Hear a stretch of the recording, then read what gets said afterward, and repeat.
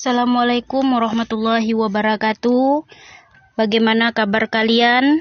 Alhamdulillah, kali ini kita berjumpa dalam KBM Online Pendidikan Agama Islam dan Budi Pekerti kelas 8 bab 2 dengan materi makanan dan minuman yang halal dan menjauhi yang haram. Para siswa yang dirahmati Allah Subhanahu wa Ta'ala, sebelum kita masuk materi inti, marilah bersama-sama kita membaca basmalah agar KBM Online berjalan dengan baik dan materi yang kita pelajari semoga bermanfaat dan diridhoi Allah Subhanahu wa Ta'ala. Amin. Bismillahirrahmanirrahim. Para siswa yang dirahmati Allah, tahukah kamu bahwa Islam adalah agama yang mengatur segala dari kehidupan manusia, dari bangun tidur hingga tidur kembali. Dimulai dari hal-hal kecil, misalkan masuk ke toilet, hingga ke hal besar seperti ekonomi dan politik, telah ada panduannya dalam Al-Quran dan Sunnah. Sebagaimana hadis Nabi Muhammad SAW, "Aku telah tinggalkan pada kamu dua perkara, kamu tidak akan tersesat selama berpegang teguh kepada keduanya, yaitu kitab Allah dan sunnah Rasulnya." Di antara ketentuan-ketentuan yang sudah ditetapkan, salah satu yang juga menjadi perhatian lebih, yaitu terkait makanan dan minuman halal. Makanan dan minuman menjadi penting untuk dibahas karena ia adalah kebutuhan pokok setiap manusia. Tidak akan hidup seorang manusia tanpa melakukan aktivitas konsumsi makanan dan minuman. Setiap makanan dan minuman yang dikonsumsi oleh manusia memberikan energi yang kemudian digunakan untuk menunjang aktivitasnya sehari-hari. Sayangnya, apakah saat ini makanan dan minuman yang kita konsumsi sudah sesuai dengan ketentuan Islam alias halal? Ada sebuah pepatah yang mengatakan, "Kamu adalah apa yang kamu makan." Pepatah ini bila dipikir secara logika, benar adanya. Kenapa? Karena makanan maupun minuman akan mempengaruhi seseorang baik dari segi fisik maupun mental. Lalu, apa yang dimaksud dengan makanan dan minuman halal dalam Islam? Ini kita mulai masuk ke inti ya. Secara sederhana, makanan dan minuman halal adalah makanan dan minuman halal yang boleh dikonsumsi berdasarkan syariat Islam. Sehingga makanan dan minuman yang diharamkan berdasarkan syariat Islam tidak boleh dikonsumsi oleh manusia.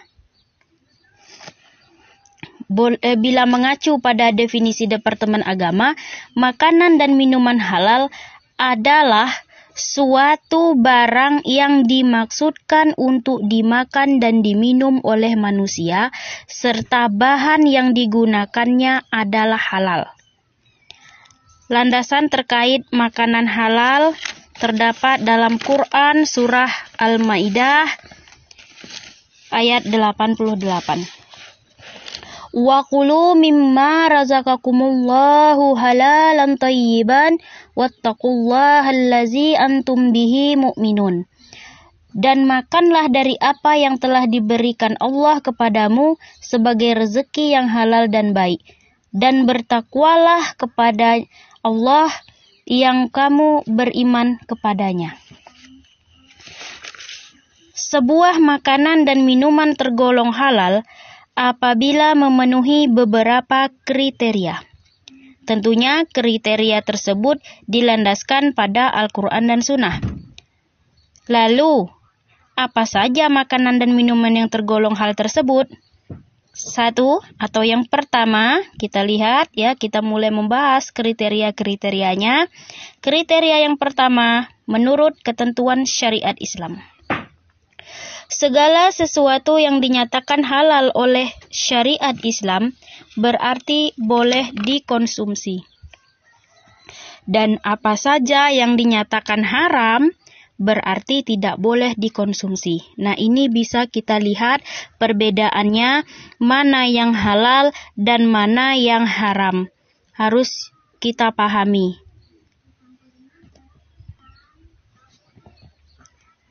Lanjut, kita masuk ke kriteria yang kedua. Tadi kriteria pertama, dia ada 6 kriteria itu. Kita masuki kriteria yang kedua, yaitu dari segi zat. Maksudnya, segala sesuatu yang dihalalkan oleh Allah untuk dikonsumsi berarti baik juga untuk dikonsumsi. Sedangkan segala sesuatu yang diharamkan oleh Allah untuk dikonsumsi berarti buruk juga untuk dikonsumsi. Nah, ini juga ada 2 perbedaan. Mana yang halal untuk dimakan dan mana yang haram dimakan. Ya, jadi harus bisa kita membedakan mana yang halal dan mana yang haram, mana yang boleh dan mana yang tidak, agar kita tidak salah, ya. Hal ini sebagaimana firman Allah Subhanahu wa taala dalam Quran surah Al-A'raf ayat 157 yang berbunyi, wa yuhillu lahumut thayyibati wa yuharrimu alaihimul khaba'is. Artinya, dan yang menghalalkan segala yang baik bagi mereka dan mengharamkan segala yang buruk bagi mereka. Nah, dari ayat ini sudah jelas ya, dijelaskan oleh Allah Subhanahu wa taala. Lanjut, kita masuk ke kriteria yang ketiga.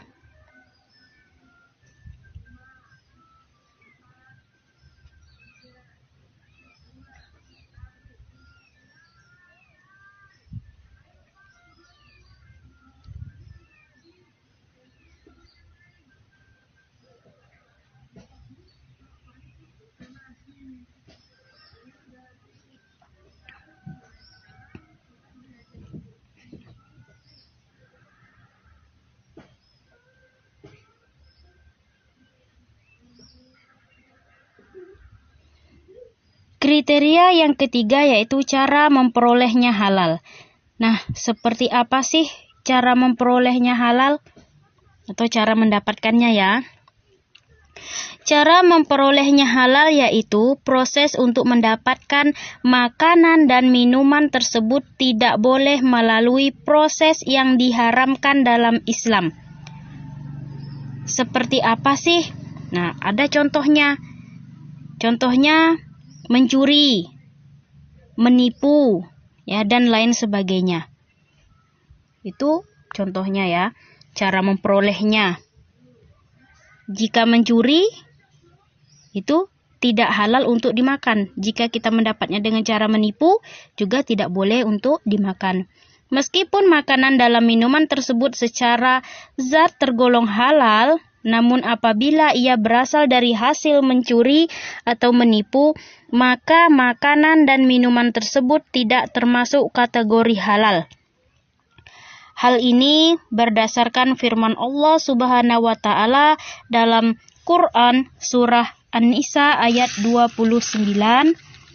Ya ayyuhallazina amanu la ta'kulu amwalakum bainakum bil batili illa an takuna tijarata an taradim minkum wala taqtulu anfusakum innallaha kana bikum rahima. Wahai orang-orang yang beriman, janganlah kamu saling memakan harta sesamamu dengan jalan yang batil atau tidak benar, kecuali dalam perdagangan yang berlaku atas dasar suka sama suka di antara kamu. Dan janganlah kamu membunuh dirimu, sungguh Allah Maha Penyayang kepadamu.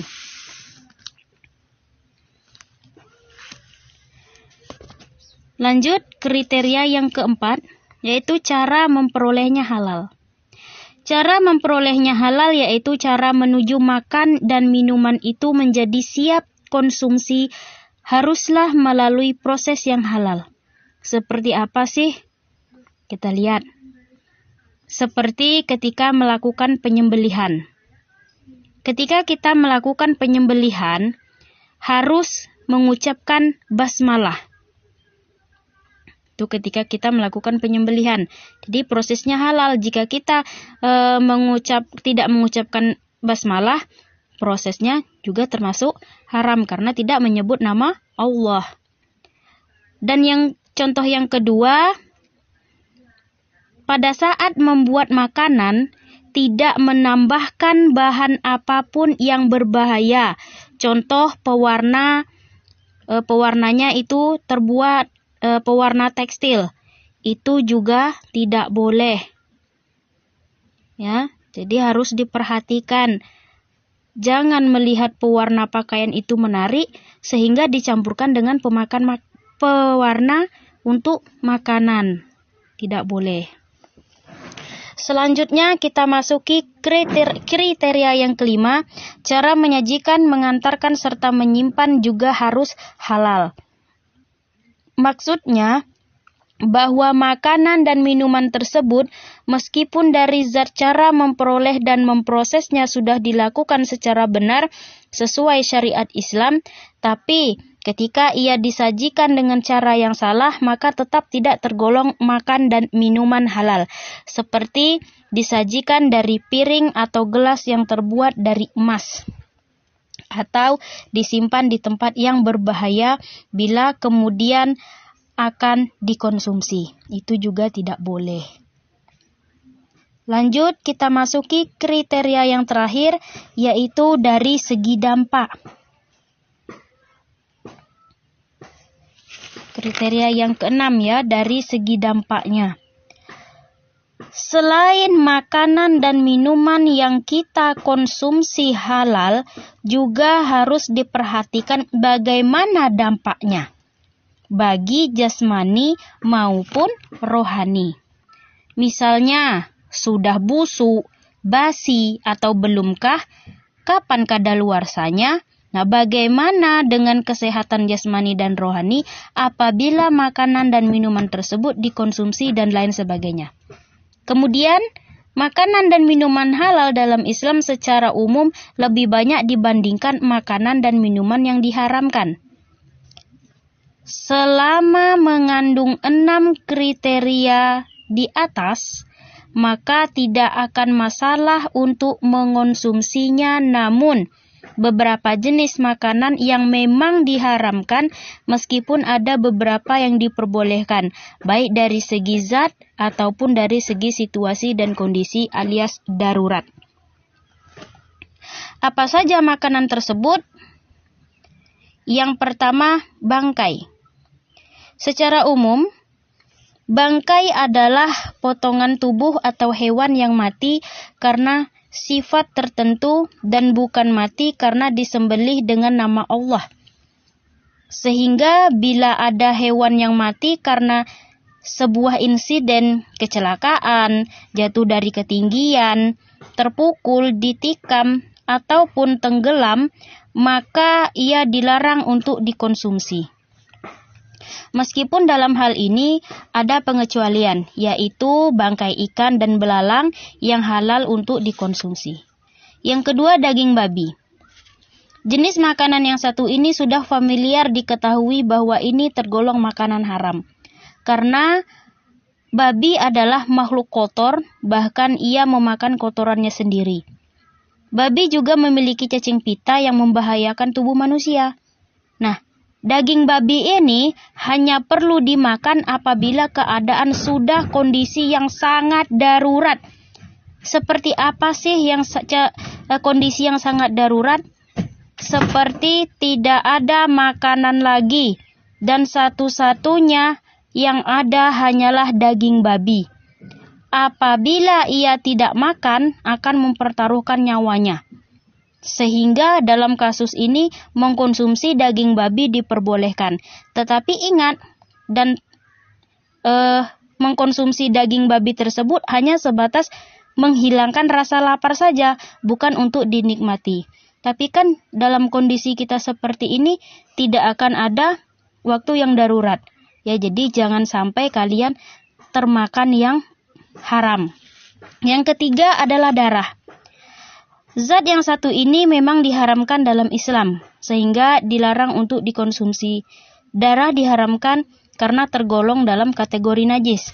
Namun, ada dua jenis darah yang diperbolehkan untuk dikonsumsi, yaitu hati dan limpa dari daging binatang yang halal.